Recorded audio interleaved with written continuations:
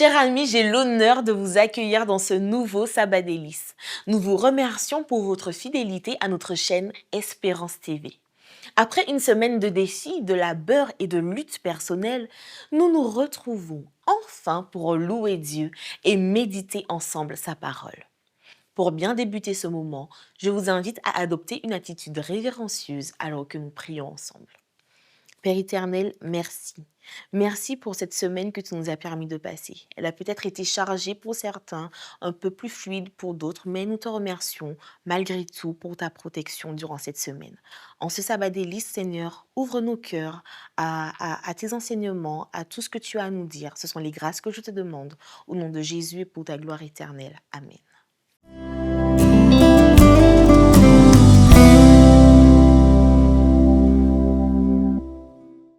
Veille au matin quand un ciel sans nuages semble annoncer un jour calme et serein. C'est dans ton cœur que peut gronder l'orage qui fait tomber le pèlerin. Veille au matin, veille le soir, veille et prie toujours. Veille à midi quand les bruits de la terre font oublier le céleste séjour. Trouve un instant pour être solitaire dans la prière et dans l'amour. Veille au matin, veille le soir, veille et prie toujours. Veille le soir quand se fait le silence, pense aux bienfaits de ton céleste ami. Cherche avec soin sa divine présence, verse en son cœur tout ton souci. Veille au matin, veille le soir, veille et prie toujours.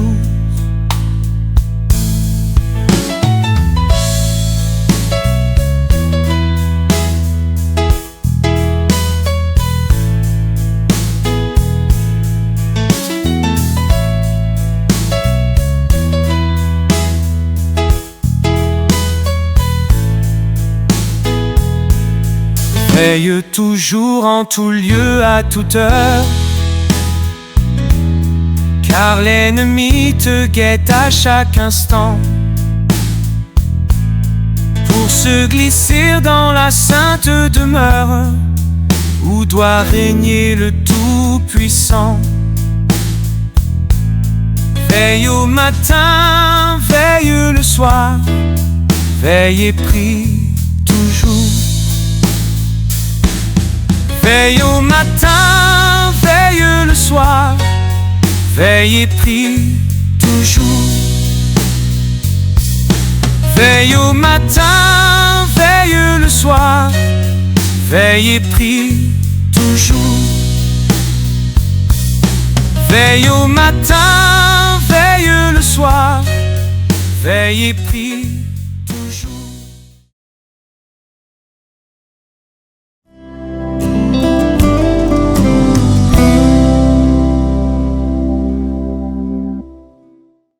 Lisons ensemble 2 Pierre 3, verset 9. Le Seigneur ne tarde pas dans l'accomplissement de la promesse, comme quelques-uns le croient, mais il use de patience envers nous, ne voulant pas qu'aucun périsse, mais voulant que tous arrivent à la repentance. Ce verset nous plonge dans la profondeur de la patience divine. Dieu n'est pas pressé comme les hommes. Sa patience n'est pas une faiblesse, mais une force pleine de miséricorde. Il attend, espère, tend encore et encore la main à ceux qui s'égarent.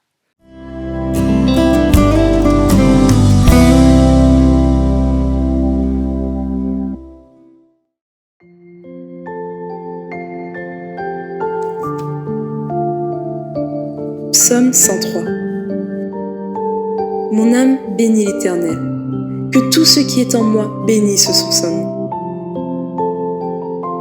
Mon âme bénit l'Éternel et n'oublie aucun de ses bienfaits.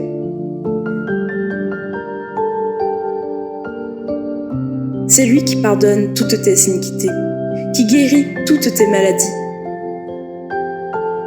L'Éternel est miséricordieux et compatissant, lent à la colère et riche en bonté.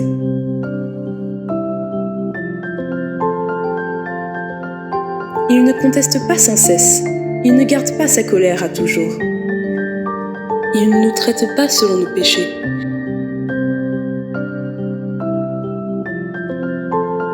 Mais autant les cieux sont élevés au-dessus de la terre, autant sa bonté est grande pour ceux qui le craignent. Comme un père a compassion de ses enfants, l'Éternel a compassion de ceux qui le craignent. Car il sait de quoi nous sommes formés, il se souvient que nous sommes poussière. Mais la bonté de l'Éternel dure à jamais pour ceux qui le craignent, et sa miséricorde pour les enfants de leurs enfants. Bénissez l'Éternel, vous toutes ses œuvres. Mon âme bénit l'Éternel.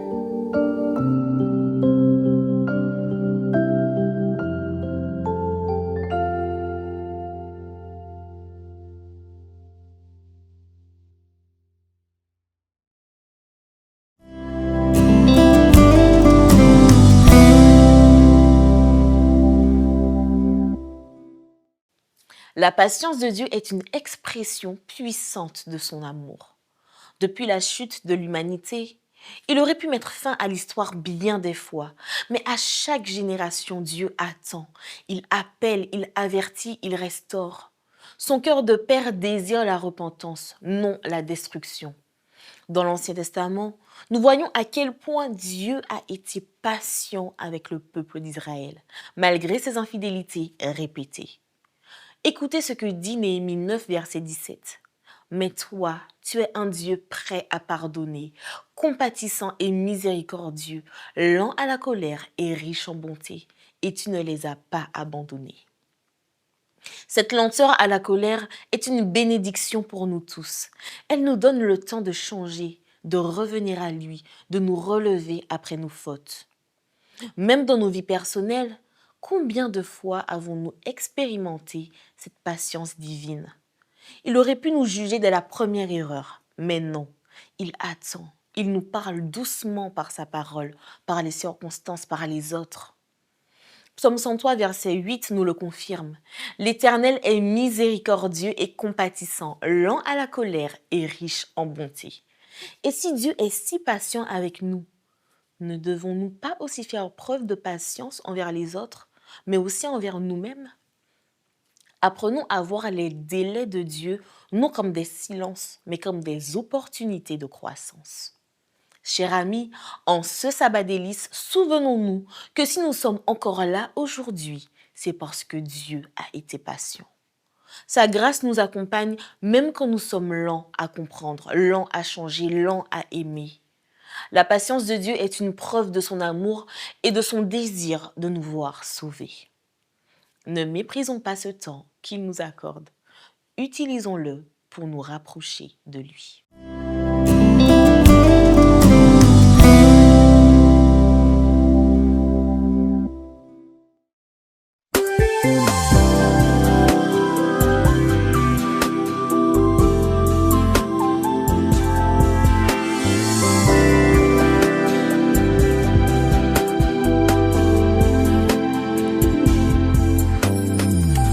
Le vent souffle, l'enfant s'éveille, le temps passe, ton cœur saigne, tout est noir, les châteaux tombent.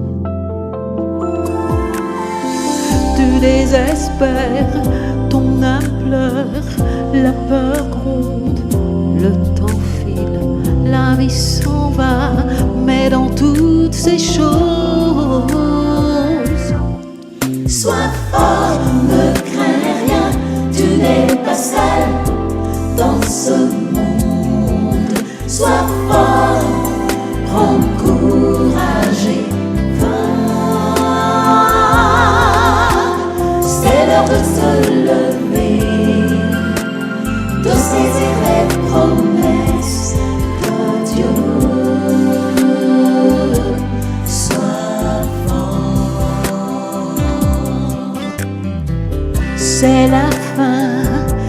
ton rêve, tu respires et comprends.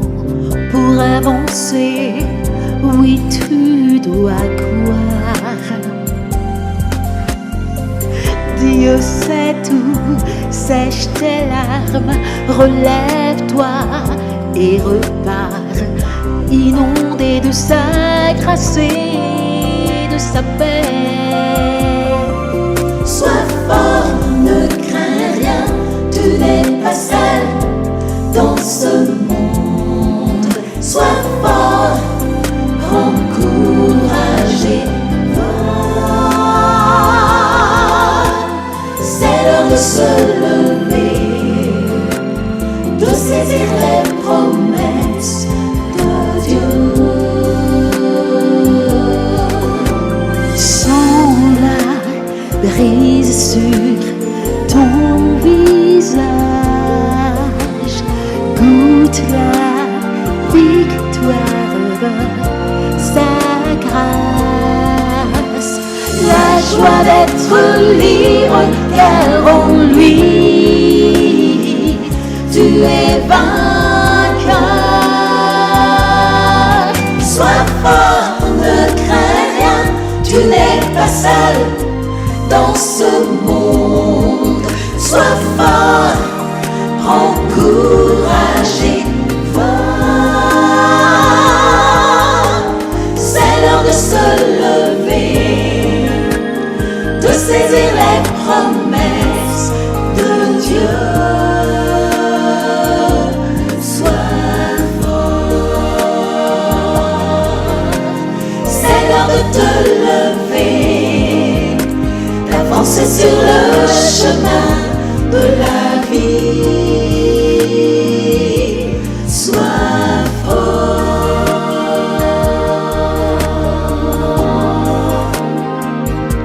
sois fort,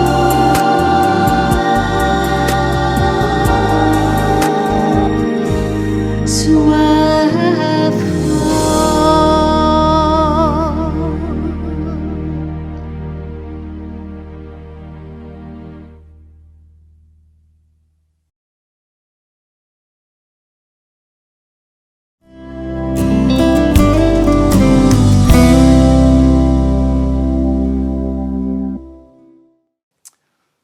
Chers téléspectateurs, bonsoir. C'est un plaisir pour moi de m'entretenir avec vous au sujet de ce titre. Il y a donc un repos de sabbat pour le peuple de Dieu.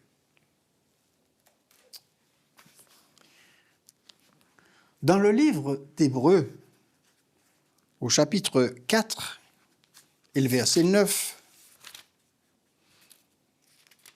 l'auteur de l'épître, après avoir rappelé aux fidèles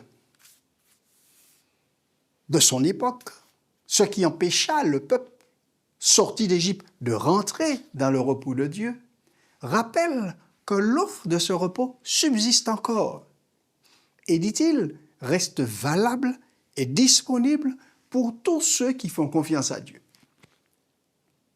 De quoi s'agit-il en réalité ? Est-ce du repos physique du 7e jour de la semaine, le repos hebdomadaire, ou d'un autre aspect du repos, un repos spirituel? De quoi parle-t-il? Peut-il s'agir du sabbat hebdomadaire? Examinons cette première possibilité. Dans le texte, lorsqu'on lit « Déclarer que ce qui demeure pour le peuple de Dieu et le sabbat hebdomadaire, serait déclaré que ce dans quoi Josué n'a pas réussi à conduire Israël était le sabbat hebdomadaire d'après l'argumentation de l'auteur. Or, il convient de noter, en outre, que les Juifs de l'époque de Paul, que l'on dit être l'auteur du livre d'Hébreux, qu'ils soient chrétiens ou non, étaient méticuleux dans leur observance du 4e commandement. Il est certain qu'en écrivant aux Juifs, l'auteur de l'Épître aux Hébreux ne considérait pas nécessaire de leur prouver que l'observation du sabbat demeure. Si la conclusion de son argumentation au chapitre 4, étendue, commençant dès le chapitre 3 au verset 7, est que l'observation du sabbat demeure pour le peuple de Dieu, il n'y aurait eu aucun intérêt à faire un effort aussi laborieux de démonstration pour persuader les Juifs de faire ce qu'ils faisaient déjà. Observer le sabbat du 7e jour. De plus, à l'époque apostolique, le sabbat du 7e jour était considéré et observé par tous les chrétiens, juifs comme non-juifs. Et tout argument visant à prouver la validité du sabbat à cette époque chrétienne primitive aurait été inutile. Il ne s'agit probablement pas de sabbat hebdomadaire. Examinons une deuxième possibilité, la possibilité qu'il parle quand il dit qu'il reste un repos de sabbat pour le peuple de Dieu serait un repos spirituel. En effet, l'auteur utilise, pour parler de ce repos au chapitre 4, un mot qu'il invente et que l'on ne trouve pratiquement nulle part dans le Nouveau Testament ou dans les écrits de l'époque. Il utilise un mot « sabbatismos », traduit repos sabbatique. Il commence en disant, chapitre 4, verset 9, « il reste donc un repos de sabbat réservé au peuple de Dieu. » Il énonce la conclusion déjà évoquée au verset 6, tirée de l'argumentation qu'il a commencée au verset 3 pour prouver les assertions du verset 1 et 3 du chapitre 4. Cette argumentation peut être exposée brièvement comme suit. Premier point, telle qu'elle fut faite à l'origine, à l'ancien Israël, la promesse de repos de Dieu comprenait, premièrement, l'établissement permanent dans le pays de Canaan, une transformation de caractère qui ferait de la nation un représentant approprié des principes du royaume de Dieu, et le rôle d'être l'instrument choisi par Dieu pour le salut du monde, tel qu'il le dit au chapitre 3, verset 11 du même livre des Hébreux. Deuxième point, la génération à qui la promesse de repos fut faite à l'origine ne réussit pas à entrer dans le pays de Canaan à cause de l'incrédulité, nous rappelle-t-il au chapitre 3, verset 19. Troisième point, Josué conduisit effectivement la génération suivante, celle d'après Moïse, dans le pays qui avait été promis. L'auteur le rappelle au chapitre 3, verset 11. Mais comme ils étaient spirituellement obstinés, il ne put les conduire dans le repos spirituel que Dieu voulait qu'ils y trouvent. Quatrième point, c'est que la même promesse avait été répétée au jour de David. C'était la preuve qu'Israël n'était pas, à cette époque, entré dans le repos spirituel. Et aussi que leur échec à le faire au jour de Moïse et de Josué n'avait pas invalidé la promesse originale puisqu'il dit qu'elle demeure. Cinquième point, c'est que l'accomplissement ultime des desseins de Dieu est certain, malgré les échecs des générations successives, il demeure. Sixième aspect, l'appel fervent de l'auteur, donc de l'apôtre Paul, au peuple de Dieu des temps apostoliques pour entrer dans ce repos au verset 11 et 16, est une preuve supplémentaire que l'invitation restait valable et que le peuple de Dieu, en tant que groupe, n'était pas vraiment entré dans ce repos, même au temps apostolique. En conséquence, la promesse et l'invitation à entrer dans le repos spirituel de Dieu demeurent valables. Et les chrétiens doivent travailler à entrer dans ce repos, nous dit-il au verset 11. Il dit « Efforçons-nous donc d'entrer dans ce repos afin que personne ne tombe en donnant le même exemple de désobéissance. » Il convient donc de noter que le repos qui subsistait à l'époque chrétienne était le repos spirituel promis à l'origine à l'Israël littéral. De toute évidence, ce qui subsistait devait être là au départ. Le fait que Josué n'ait pas conduit littéralement Israël au repos spirituel ne serait pas une raison pour que le chrétien observe le sabbat.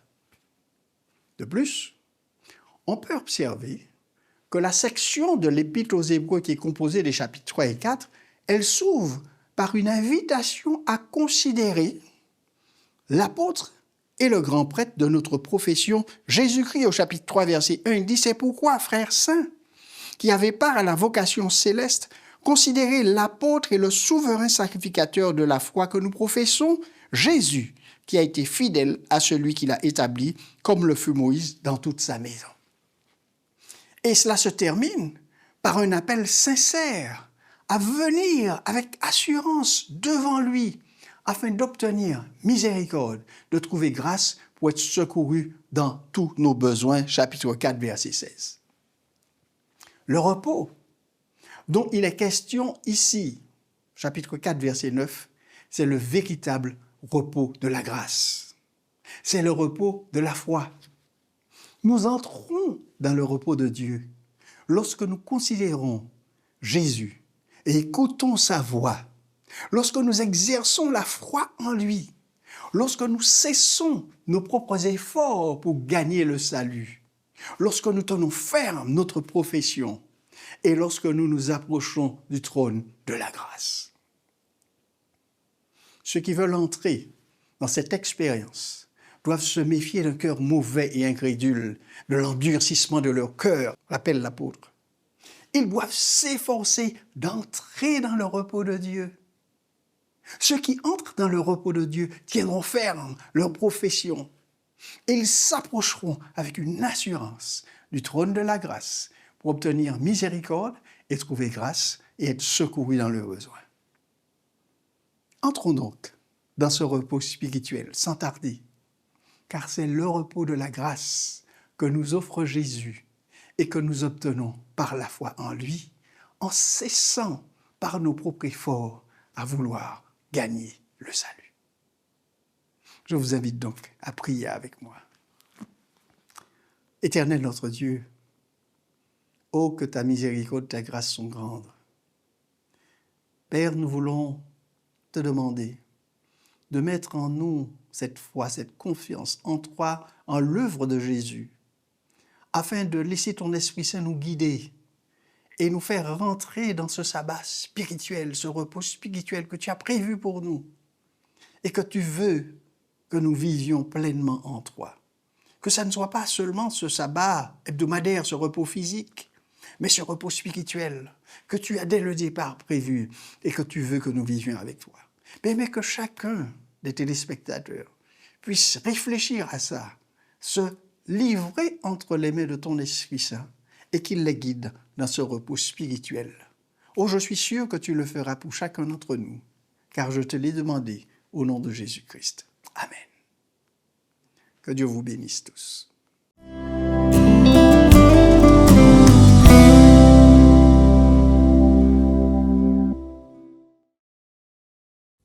Prends soin de toi, prends soin de ton corps, la santé est un don qui vient de Dieu.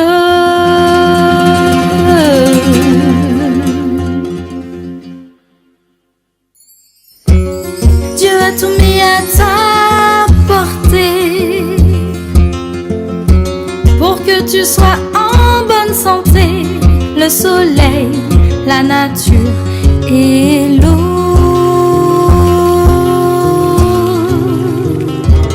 Prends soin de toi, prends soin de ton corps, la santé est un trésor plus précieux que l'or.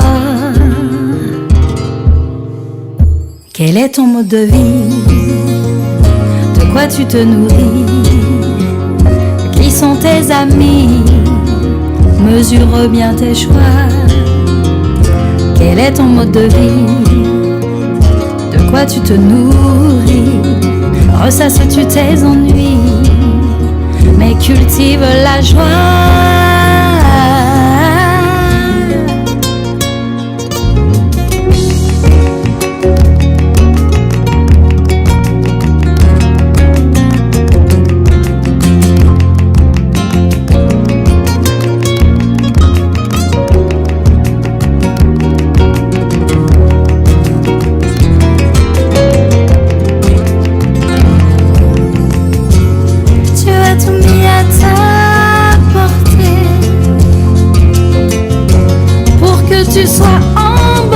santé, le travail, le repos, la foi.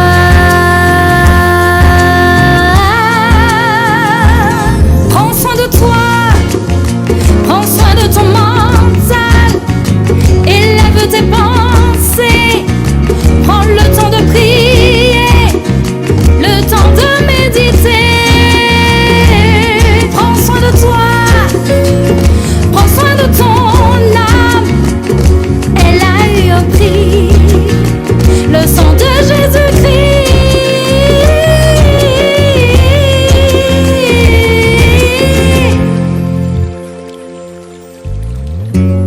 Dieu a tout mis à ta portée pour que tu sois sanctifié. L'Esprit Saint est là pour te guider.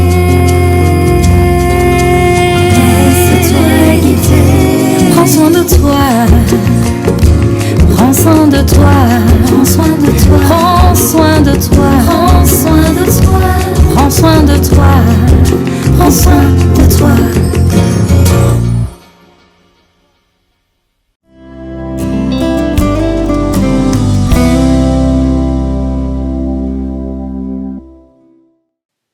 Merci de nous avoir suivis tout au long de ce sabbat délice. Avant de nous quitter, inclinons la tête pour une courte prière. Père céleste, Père saint, merci. Merci pour ces enseignements, merci pour ta parole. Merci Seigneur pour ta patience et aide-nous en retour à cultiver Seigneur cette patience envers les autres. Bénis-nous tout au long de ce sabbat délice. Ce sont les grâces que je te demande au nom de Jésus et pour ta gloire éternelle. Amen. Si cette méditation vous a fait du bien, n'hésitez pas à liker, à commenter et à la partager autour de vous. Je vous souhaite un agréable sabbat délice. Que Dieu vous bénisse en ce jour saint.